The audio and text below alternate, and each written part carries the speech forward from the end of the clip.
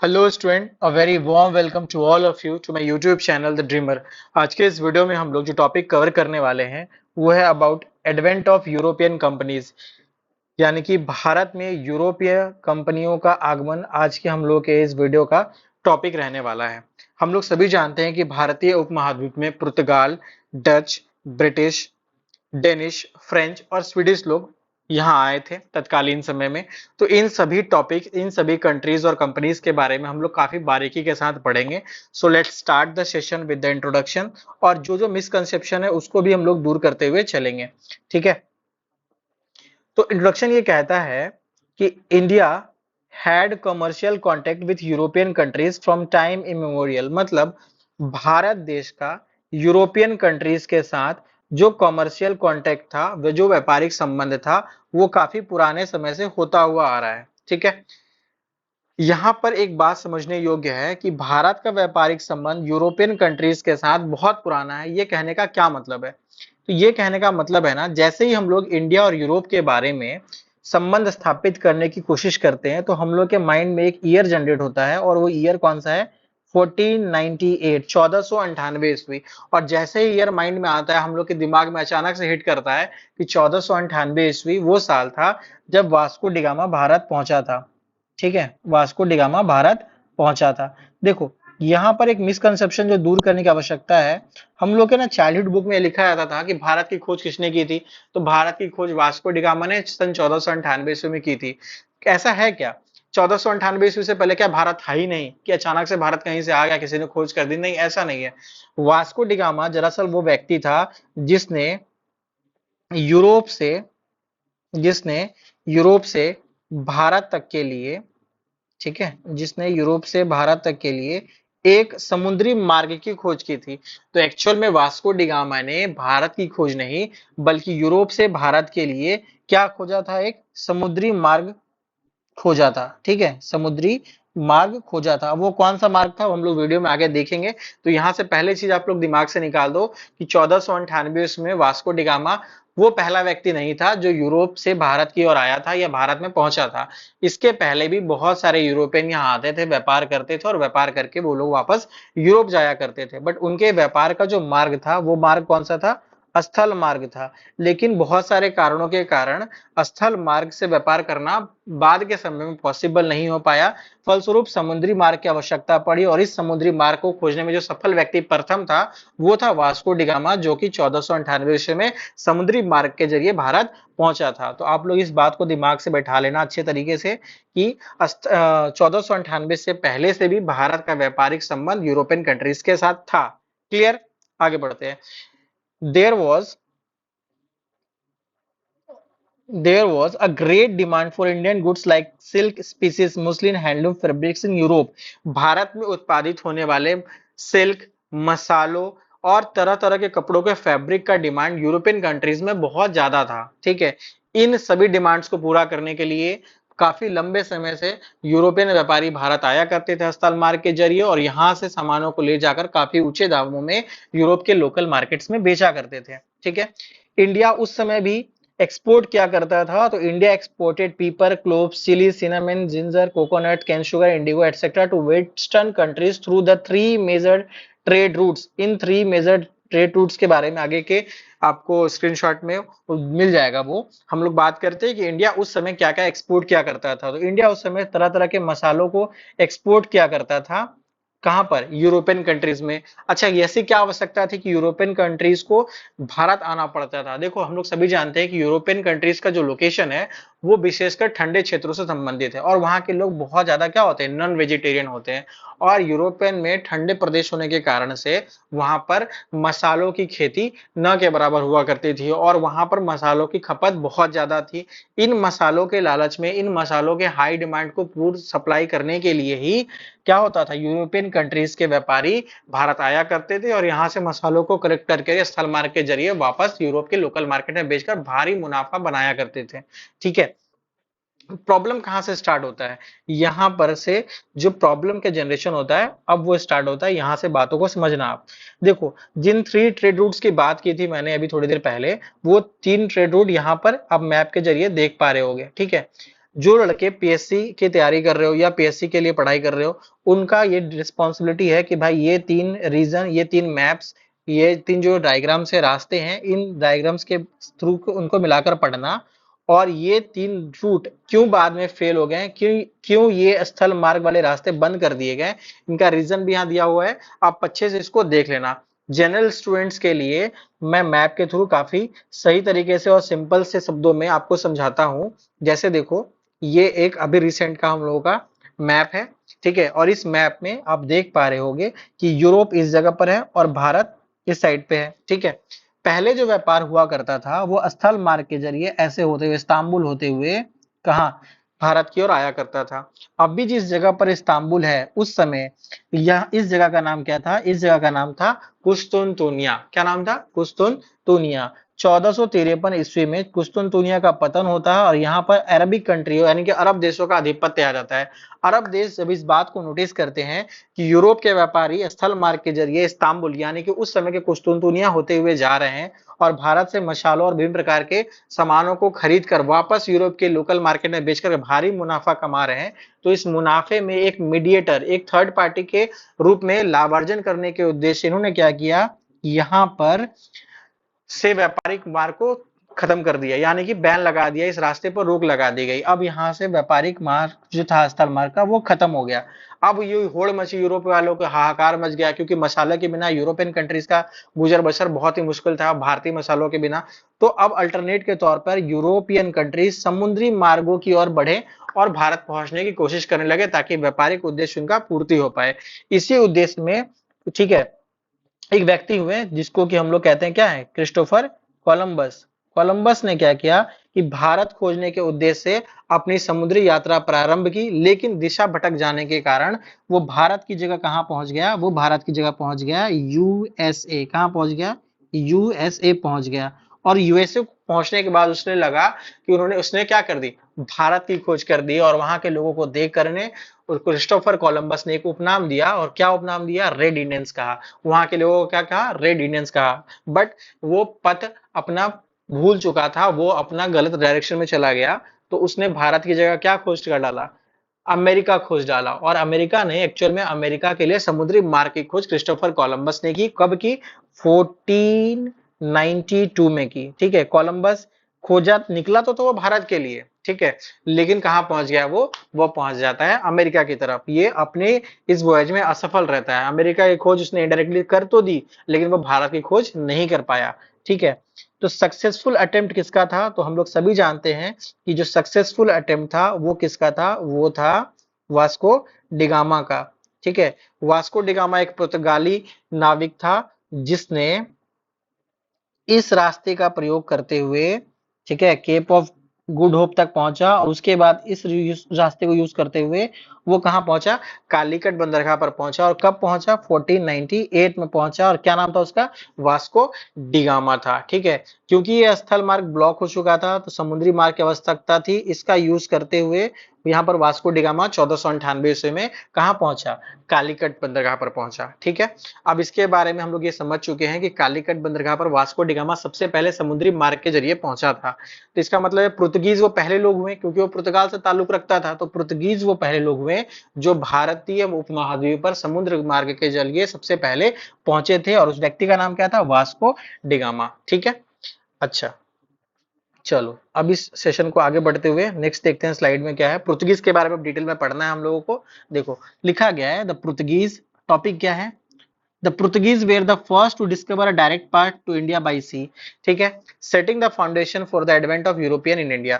Portuguese वो पहले लोग थे जिन्होंने एक डायरेक्ट सी पाथ का खोज किया था, सी पाथ का इन्वेंट किया था, जो यूरोप से स्टार्ट होकर भारत तक पहुंचने में मदद करता था। समुद्री मार्ग की खोज पुर्तगालियों द्वारा सबसे पहले की गई 1498 ईस्वी में। और पुर्तगाली कौन था? वास्को डिगामा था। और इसको प्रोत्साहन देने के लिए बहुत ही इंथुजियास्टिक वहां के किंग हुए, प्रिंस हुए, उनका नाम क्या? प्रिंस हेनरी द नेविगेटर, जो कि काफी ज्यादा सपोर्टिव थे इस मामले में ताकि समुद्री मार्गों की खोज की जा सके। इसमें एक और पुर्तगाली का नाम काफी फेमस है जिसके बारे में आपको पढ़ना चाहिए, वो है बार्थोलोमियो डियाज। ये बार्थोलोमियो डियाज जो है, उनका पिक्चर है बार्थोलोमियो डियाज। इनके बारे में पढ़ना क्यों इंपॉर्टेंट है? तो देखो, सक्सेसफुल अटेम्प्ट वास्को डिगामा का था, बट 1487 में 1587 में Bartholomew Diaz was the first seller from Portugal who set on his voyage. अपनी समुद्री यात्रा या अपनी समुद्री मार्ग के खोजने की मनोकामना के साथ फर्स्ट सेलर जो निकला इस वॉयज पे वो कौन था? बार्थोलोम्यू डियाज था। ठीक है। He came up to the southernmost tip of Africa. वो कहां पहुंचा? अफ्रीका के साउदर्न मोस्ट दक्षिणतम बिंदु पर पहुंचा। अब ये दक्षिणतम बिंदु कौन सा है? क्या कहने का मतलब है? देखो, जैसे ये है ना दक्षिणतम बिंदु, यहाँ पर साउथ का ये दक्षिणतम बिंदु है, इंडिकेट करके मैं दिखा देता हूं आपको, जैसे इस जगह पर। ठीक है। तो यहाँ पर वो पहुंचता है और उसका सामना क्या होता है ना, एक बहुत ही भयंकर स्टॉर्म तूफान से होता है। और जैसे वो पहुंचता है, उसका वेलकम एक स्टॉर्म के द्वारा किया गया था, तो उसने इस स्टॉर्म को मद्देनजर रखते हुए उस जगह का नाम क्या रख दिया? Cape of Storms. क्या नाम रख दिया? Cape of Storms. ठीक है। और बाद में इसी को केप ऑफ गुड होप कहा गया with a definite hope of discovering a sea route. और बाद में उसके लगा कि इस जगह से कहीं ना कहीं आगे की ओर बढ़ते हुए हम लोग को किसी ना किसी सी रूट का पता चलेगा। इसलिए उसने क्या किया? केप ऑफ स्ट्रोम को बाद में क्या कह दिया? केप ऑफ गुड होप कह दिया। तो Bartholomew Dias Cape of Good Hope पर पहुंचने वाला प्रथम व्यक्ति था। अब इसी केप ऑफ गुड होप का उपयोग करते हुए जो फाइनली सक्सेसफुल हुआ वो व्यक्ति था Vasco da Gama. On 27th May 1498, a Portuguese sailor Vasco da Gama crossed Cape of Good Hope। वो केप ऑफ गुड होप को क्रॉस करता हुआ कहां पहुंच जाता है? Reached Calicut in India. कहां पहुंचता है? कालीकट इन इंडिया पहुंचता है। ठीक है। अब देखो, थोड़ा सा समझ लो बातों को। यहाँ पर जैसे ही वो केप ऑफ गुड होप में पहुंचता है, इसके बाद इसको भी इसके बाद आगे पहुंचना इसके लिए भी पॉसिबल नहीं था। इसी वक्त इसका हेल्प करता है कौन? इसकी हेल्प के लिए आता है एक लोकल इंडियन। ठीक है। वो भी एक सेलर ही था, नाविक ही था। और वो उसको केप ऑफ गुड होप से रास्ता बताते हुए ले जाता है कालीकट बंदरगाह की ओर। और उस व्यक्ति का नाम क्या था? उस व्यक्ति का नाम था अब्दुल मजीद। क्या नाम था? अब्दुल मजीद। वो एक गुजराती पथ प्रदर्शक था। ठीक है। अब्दुल मजीद की सहायता से केप ऑफ गुड होप से होते हुए वास्को डिगामा कहाँ पहुंच जाता है? वो पहुंच जाता है भारत के कालीकट बंदरगाह पर। ठीक है। क्लियर? अच्छा, जब वो वहां पर पहुंचता है तो ही was given a warm reception by the Hindu ruler King Zamorin of Calicut. वहां के तत्कालीन समय के जो हिंदू शासक थे जेमोरिन, उनके द्वारा उसका बहुत ही गर्म जोशी के साथ स्वागत किया जाता है। ठीक है। और जब वो यहाँ से वापस इंडिया से जाता है तो बहुत ही भारी मात्रा में यहाँ से मसालों को ले जाता है और वो यहाँ से कलेक्ट किए गए मसालों को बेच करके यूरोप में यानी कि अपने लोकल मार्केट में वो 60 टाइम्स ज्यादा प्रॉफिट अर्न करता है। मतलब 1 रुपए का इन्वेस्टमेंट के बदले में उसको 60 रुपए का मुनाफा होता है। ठीक है।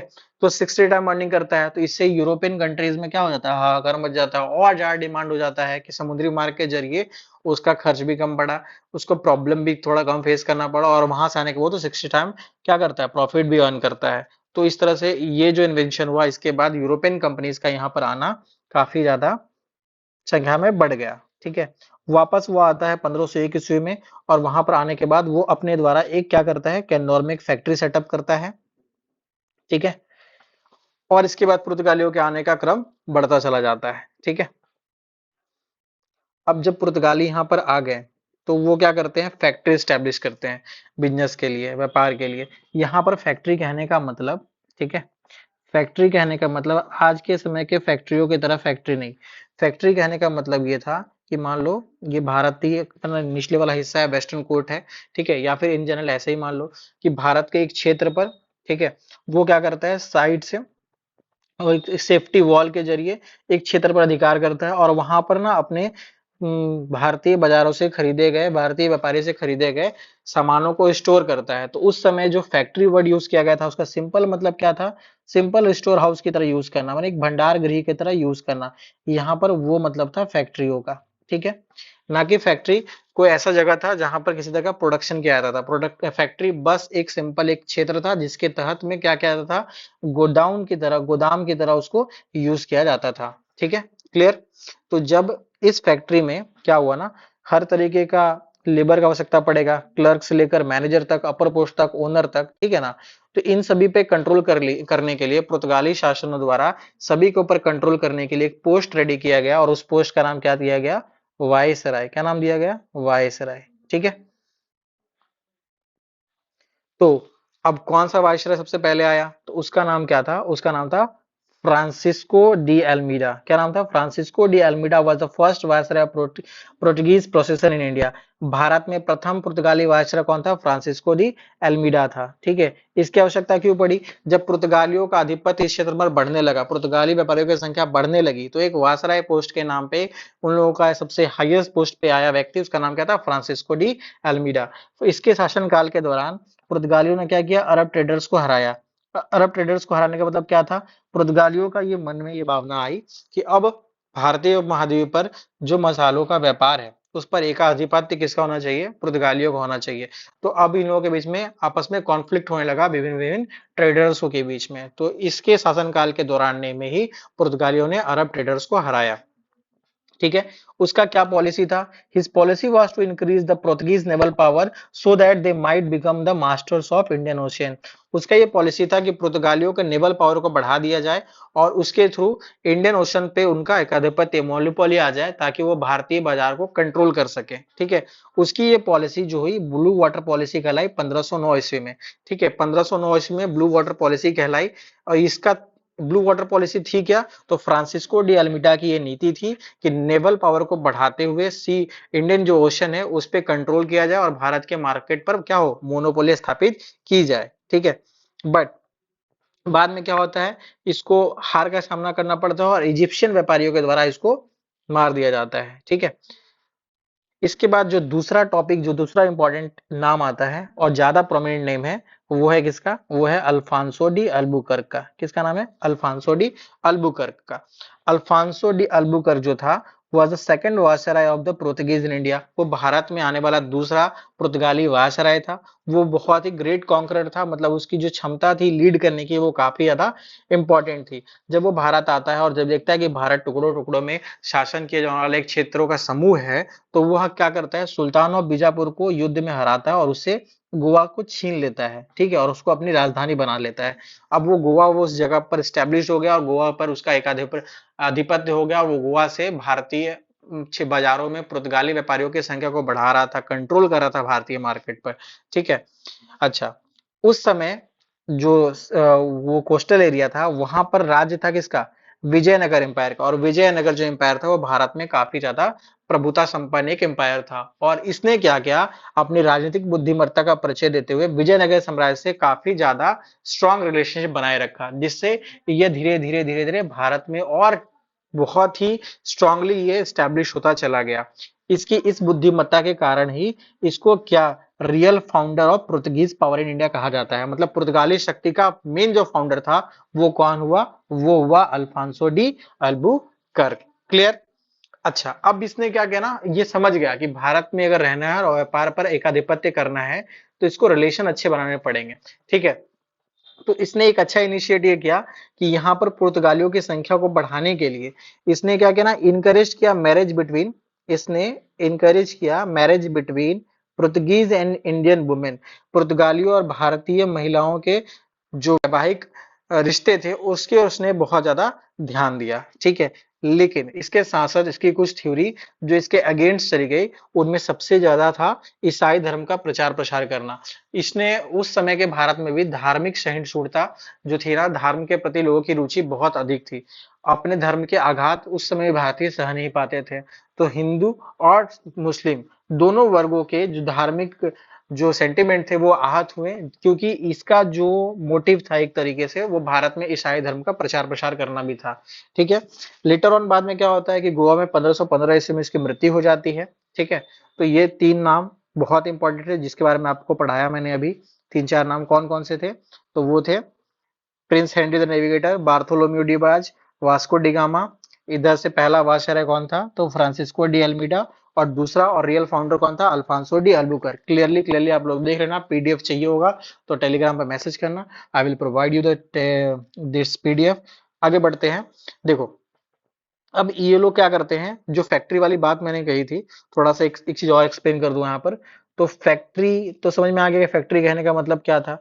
अच्छा, यहाँ पर ना अगर आपसे पूछा जाए कि पहली पुर्तगाली फैक्ट्री कौन सी थी, तो आपको आंसर देना होगा कालीकट। ठीक है, क्या देना पड़ेगा, कालीकट। ठीक है, तो इसको आगे पढ़ते हैं, फिर मिल जाएगा, वो भी डिस्कशन होगा आगे। देखो, अच्छा, कालीकट में स्टेब्लिश फैक्ट्री स्टेब्लिश करने के बाद ये लोग अपना ट्रेडिंग पोस्ट जो है ना वो बढ़ाते चला गया। और ट्रेडिंग पोस्ट कहाँ कहाँ बढ़ाए है? कोचीन में, गोवा में, Daman Diu, Celeste and basin and Bombay, सभी जगह पर इन्होंने अपना अपना व्यापारिक केंद्र बढ़ाना स्टार्ट किया। धीरे धीरे क्या हुआ, इनका काउज जो है ना, डिक्लाइन का काउज हम लोग देखते हैं, ये इनका धीरे धीरे इनका पावर जो हो गया कम हो गया भारतीय उपमहाद्वीप में। और हम लोग सभी जानते हैं कि बाद में हम लोग किसके, ब्रिटिश कंट्रोल के अंदर आ गए थे। तो इसका डाउनफॉल हुआ होगा, तभी ब्रिटिश इंपावर में आया। तो इसका डाउनफॉल का कुछ रीजंस देख लेते हैं। ठीक है, तो रीजन क्या, नंबर एक नंबर रीजन ये था कि अल्बुकर सक्सेसर्स वेयर वीक, मैंने अल्बुकर के बाद जो भी पुर्तगाली वायसराय बनकर आए, उनका उनकी क्षमता जो थी, उनका जो कंट्रोल करने का कैपेसिटी था, वो काफी कमजोर था, वो काफी वीक थे। क्या थे? काफी वीक थे। ठीक है, they could not strengthen the Portuguese hold over India, वो भारत पर अपना आधिपत्य जमाने में असफल हो गए। ठीक है, दूसरी बात, the Portuguese indulged in piracy against Indian merchants, भारतीय व्यापारियों के साथ उनकी जो रिलेशनशिप था वो बहुत स्ट्रांग नहीं हो पाया। अगर उनको अपने फैक्ट्री में काम भी देना होता था तो हमेशा वो निम्न तबके या निम्न पदों पर ही उनको क्या करते थे, पदासीन किया करते थे। तो इंडियन लोगों के साथ पुर्तगीज लोगों का मिलजुल काफी अधिक बढ़ नहीं पाया, जो कि इनके काउज, जो इनके डिक्लाइन का एक बहुत बड़ा फैक्टर साबित हुआ। नेक्स्ट, और ये भी इंपॉर्टेंट था, Portuguese often forcibly converted the natives to Christianity, और पुर्तगाली लोग काफी फोर्सफुली वो अपने अधीन आने वाले भारतीय लोगों को क्या करते थे, क्रिश्चियनिटी की तरफ यानी कि ईसाई धर्म की तरफ जबरदस्ती उनको फोर्स करा करते थे। ठीक है, और इसके साथ साथ they also destroyed some temples in India, उन्होंने भारत के बहुत सारे मंदिरों को तोड़ फोड़ किया, बहुत सारे मंदिरों को तोड़ा। ठीक है, मुस्लिम्स के प्रति भी उनकी रिलीजियस पॉलिसी अच्छी नहीं थी। ठीक है, और उनका सिर्फ जो गुड रिलेशन था वो किसके साथ था, विजयनगर किंगडम से साथ था। अगर आपको एक भारत जैसे बड़े राज्य पर राज करना है तो एक क्षेत्र विशेष से आपका संबंध अच्छा हो भी जाए तो आप भारत पे राज नहीं कर पाओगे। तो ये इनका एक मेन पर्सपेक्टिव डिक्लाइन का ये भी था। Therefore, the fall of Vijayanagar Kingdom in Battle of Talikota 1565 was a great blow for the Portuguese. जैसे ही तालिकोटा के युद्ध में विजयनगर साम्राज्य की का पतन होता है, वैसे ही पुर्तगाली पावर का भी इंडिया में डाउनफॉल स्टार्ट हो जाता है। ठीक है, और बाद में क्या हुआ, धीरे धीरे 1600 सॉरी हाँ, उसके बाद के समय में डच और इंग्लिश यहाँ पर आए, जिन्होंने पुर्तगीज पावर को क्या कर दिया, कंप्लीटली राइट ऑफ कर दिया। तो ये था कंप्लीट पुर्तगीज के बारे में, पुर्तगालियों के बारे में कंप्लीट डिस्कशन। आगे के वीडियो में हम लोग इंग्लिश यानी कि अराइवल ऑफ ब्रिटिश के बारे में पढ़ेंगे and so on. So till then, thanks for watching and keep connected with the channel. PDF चाहिए होगा तो आप लोग कमेंट सेक्शन में डाल देना, I will provide you the PDF in Telegram. So thanks for watching. Have a good time ahead.